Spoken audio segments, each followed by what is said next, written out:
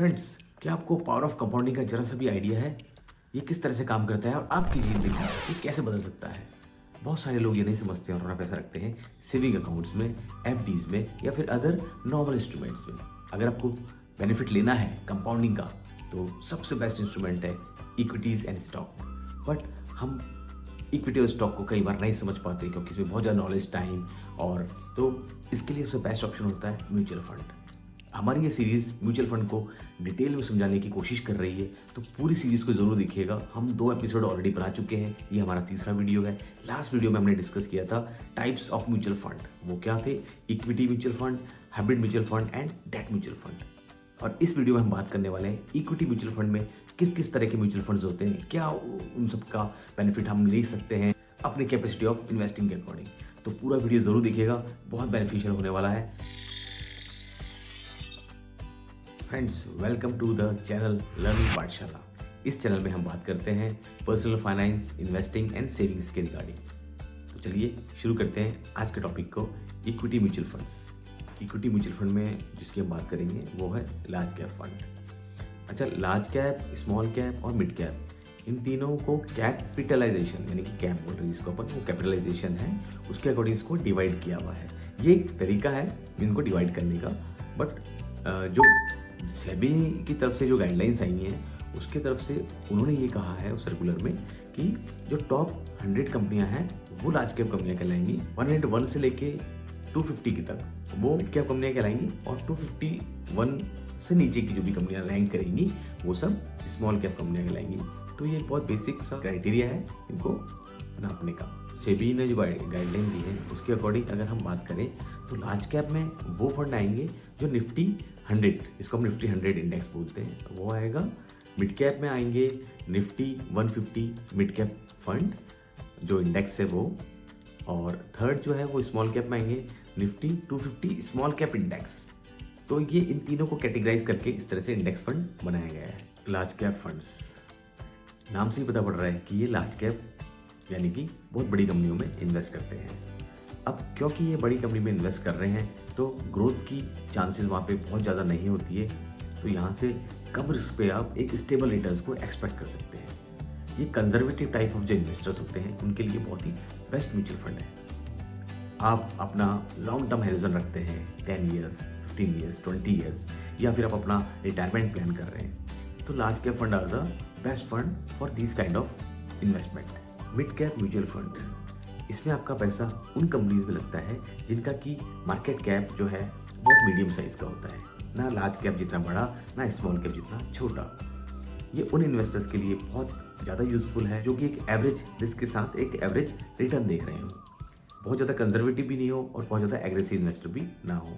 तो इस तरह के लोग इस म्यूचुअल फंड को कंसिडर कर सकते हैं। Small cap mutual fund investors का पैसा उन कंपनियों में लगाती हैं जो कि अभी साइज में थोड़ी छोटी हैं बट जहाँ से ग्रोथ होने की चांसेस बहुत ज़्यादा हैं। म्यूचुअल फंड मैनेजर का यहाँ पे एक ही एम होता है कि मैक्सिमम रिस्क पे मैक्सिमम रिटर्न्स हम ला के दें।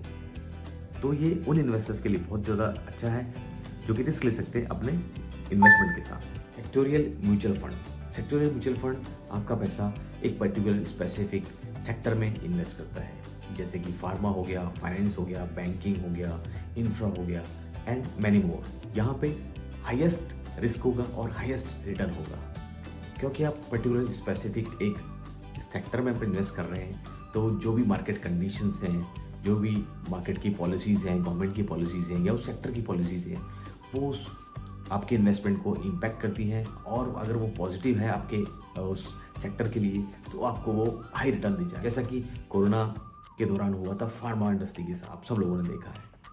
ये बहुत ज़्यादा मैं सजेस्ट नहीं करूँगा लोगों को इन्वेस्ट करने के लिए, बट आपके पोर्टफोलियो में इसका एक छोटा सा पार्ट जरूर होना चाहिए। अगला है diversified mutual fund. Diversified mutual fund क्या करता है, आपके पैसे को large cap, mid cap and small cap में डिवाइड कर देता है अलग अलग रेशो में, जिससे कि क्या होता है कि आपकी रिस्क बहुत ज़्यादा कम हो जाती है।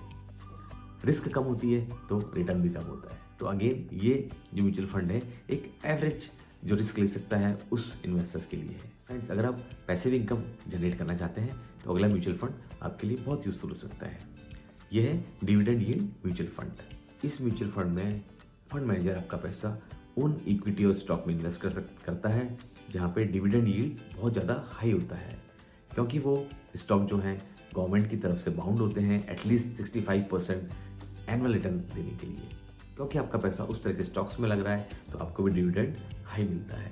अगर आप इस तरह के म्यूचुअल फंड में रेगुलर इन्वेस्ट करते हैं तो आफ्टर सम ये कपल ऑफ ईयर्स और डिकेड आपको एक बहुत अच्छा मंथली और एनुअल रिटर्न मिल सकता है। तो ये पैसिव इनकम के लिए बहुत ज़्यादा यूजफुल है। नेक्स्ट म्यूचुअल फंड है हमारा ELSS, equity linked saving scheme. लोग इसको टैक्स सेविंग म्यूचुअल फंड भी कहते हैं।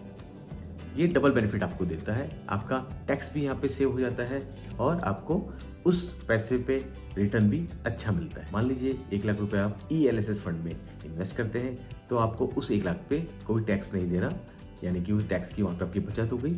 और उस 1 लाख को जो आपने ELSS म्यूचुअल फंड में इन्वेस्ट किया है वो आपको जब मैच्योर होगा तो रिटर्न भी देगा। तो यहाँ पे आपको डबल बेनिफिट हो गए, टैक्स सेविंग प्लस रिटर्न्स। तो ये हुआ हमारा ELSS यानी tax saving mutual fund. Next और last mutual fund equity category का आता है थीमेटिक म्यूचुअल फंड। जैसा कि नाम से ही आप समझ गए होंगे कि थीम बेस्ड म्यूचुअल फंड होते हैं। फंड मैनेजर जो होता है वो एक पर्टिकुलर थीम को डिसाइड करता है, उस थीम को प्लान करता है और उस थीम के अकॉर्डिंग वो इन्वेस्ट करता है। लोग इसको मिसकॉन्सेप्ट भी करते हैं सेक्टोरियल फंड्स के साथ। सेक्टोरियल फंड एक सेक्टर में इन्वेस्ट करता है और thematical fund theme based investment करता है। जैसे कि PSU फंड अपने हो गए, एनर्जी फंड्स अपने हो गए, एग्रीकल्चरल फंड आ गए, रूरल फंड हुए, ESG काफ़ी एक फेमस आजकल चल रहा है, वो अपना एक फंड हो गया। इसी तरह के और भी बहुत सारे थीम्स होते हैं जो कि इस म्यूचुअल फंड के अंडर में आते हैं। तो फ्रेंड्स, ये सारे हमारे थे इक्विटी म्यूचुअल फंड के अंडर में आने वाले मेन कैटेगरीज या मेजर कैटेगरीज अपन जिसको बोले, जो कि डिज़ाइन किए हुए हैं इसके अंडर में। आई होप कि इस mutual fund equity mutual fund के अंडर में आने वाले लगभग सारे म्यूचुअल फंड मैंने कवर कर लिए हैं।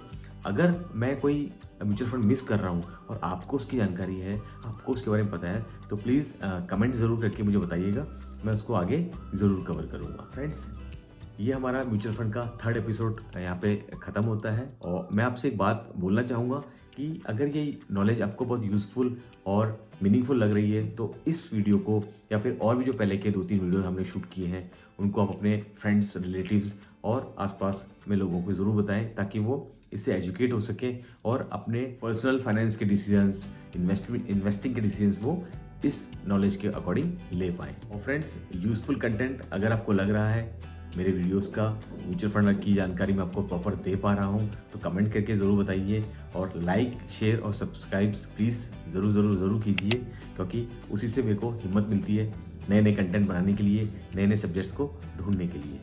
तो मिलते हैं अगले वीडियो में। Signing off from here, take care,